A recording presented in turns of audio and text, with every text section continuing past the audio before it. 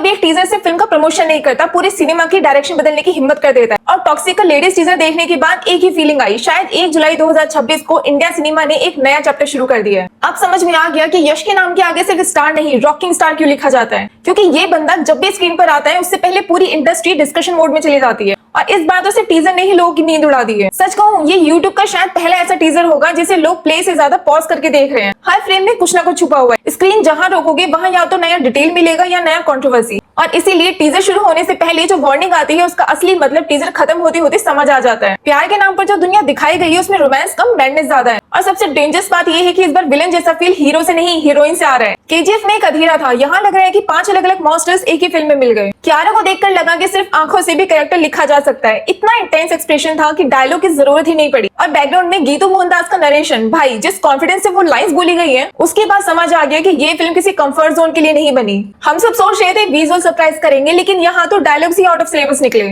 और तारा सिर्फ कुछ सेकंड्स में ही याद दिला दिया कि टैलेंट को सिर्फ स्क्रीन टाइम की जरूरत होती है। रुक्मिनी की एंट्री देखकर लगा कि स्क्रीन पर कोई कैरेक्टर नहीं, पूरा ऑरा चलकर आ गया है। हुमा कुरैशी की डार्क प्रेजेंस और रुक्मिनी की इंटेंसिटी दोनों का क्लैश देखने लायक होगा।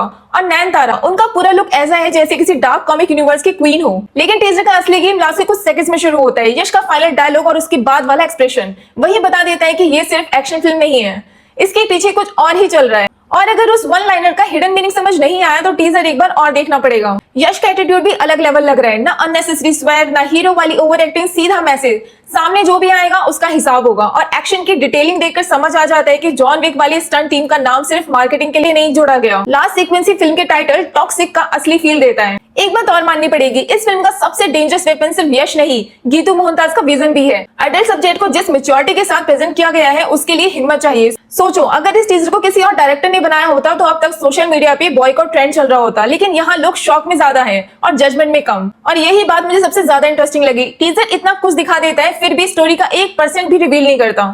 इतनी सारी फीमेल कैरेक्टर्स हैं, एक हीरो है, लेकिन किसकी कहानी किससे जुड़ी है कोई आइडिया ही नहीं। क्यूरियोसिटी का लेवल वहीं से डबल हो जाता है। अब एक सवाल जो सबके दिमाग में आएगा, क्या टीजर में इतना बोल्ड होना जरूरी था? मैं इसका जवाब नहीं दूंगी, मैं सिर्फ इतना पूछूंगी, अगर ये टीजर किसी हॉलीवुड स्टूडियो ने रिलीज किया होता तो क्या रिएक्शन भी ऐसा ही होता, या फिर हम उसकी सिनेमेटोग्राफी और बोल्ड स्टोरी टेलिंग की तारीफ कर रहे होते? प्रॉब्लम कंटेंट से कम माइंडसेट से ज्यादा लगती है। एक बात तो पक्की है, टॉक्सिक का हाइप अब नॉर्मल लेवल पर वापस नहीं आने वाला। जितनी तारीफ होगी उतनी ही ट्रोलिंग भी होगी। कुछ लोग इसे सिनेमा बोलेंगे, कुछ लोग सिर्फ कंट्रोवर्सी। लेकिन जब फिल्म रिलीज होगी तब असली जवाब बॉक्स ऑफिस देगा। और अगर टीजर जैसा कंटेंट फिल्म में भी रहा तो 26 अगस्त 2026 इंडिया सिनेमा के लिए याद रखने वाली डेट बन सकती है। और हाँ, एक रिक्वेस्ट, इस टीजर को सिर्फ बोल्ड सीन तक मत देखना, उनके पीछे जो स्टोरी, साइकोलॉजी और कैरेक्टर डायनामिक्स छुपे हैं उन्हें भी समझने की कोशिश करना। हो सकता है तब ये सिर्फ कमर्शियल फिल्म नहीं बल्कि इंटरनेशनल लेवल की फिल्म मेकिंग लगे। अब तुम बताओ, टॉक्सिक का लेटेस्ट टीजर तुम्हारे लिए पास है या फेल? मिलते हैं नेक्स्ट वीडियो में, बाय।